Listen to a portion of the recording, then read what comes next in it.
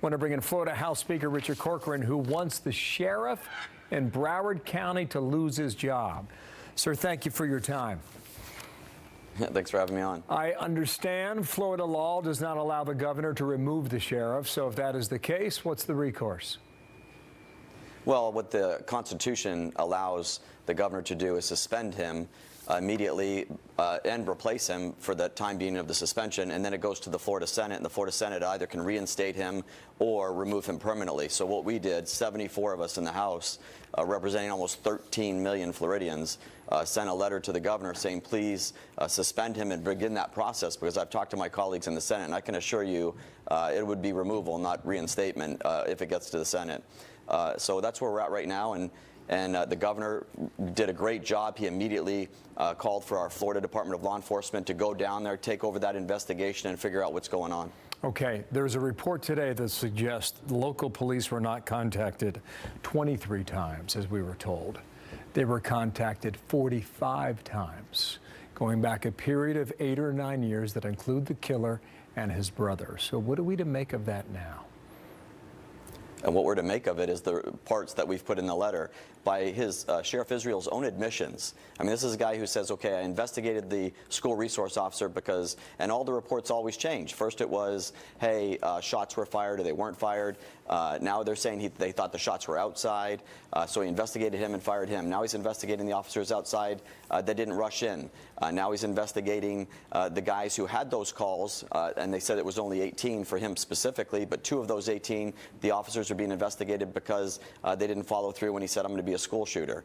Now we know they're up to 45 calls. He's investigating whether the law enforcement, when they finally did go into the building, they kept out first responders. He's investigating that. He's investigating his no arrest policy that he voluntarily entered into with the school superintendent that basically said, just don't tell us, and we won't arrest anybody. Then they bragged about arrests being down in Broward schools by 70%. And the reality is we know that they're committing these felonies and nobody's getting arrested. So he's investigating whether that was at issue, because the kid, this killer, bought in bullets and he bought in knives, and nothing was done. And so all of these investigations, by his own admission, he's investigating those people, but he won't say he's going to investigate himself or hold himself to account. He's going to call his work amazing. He's been asked that a couple of times, and asked whether or not he would resign a couple of times, including this moment from 2 days ago. Here's how he answered that. I'm the sheriff. My name's on the door. The people responsible are the ones who took the calls and didn't follow up on them, as it was with the FBI, as it was with any person.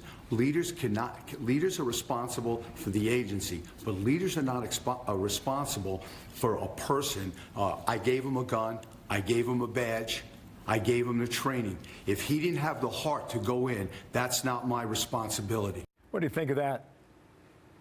I think that this, listen, leadership is everything, and especially in a crisis. When you have a crisis like this, it's when leaders should step up, work with all parties, and figure out a way to solve the problem and get, whether it's a city, a state, or the nation through a crisis. And what he's showing is abject failure in leadership. And we're seeing it, we see it even in the state. We got people ducking down hallways, running into their office. Nobody wants to be on record on how do you solve this problem. Where we, Governor Scott, President Trump, we're saying here's the solutions of how we can fix it so that every school child in Florida is safe from hereto forward, that this never happens again.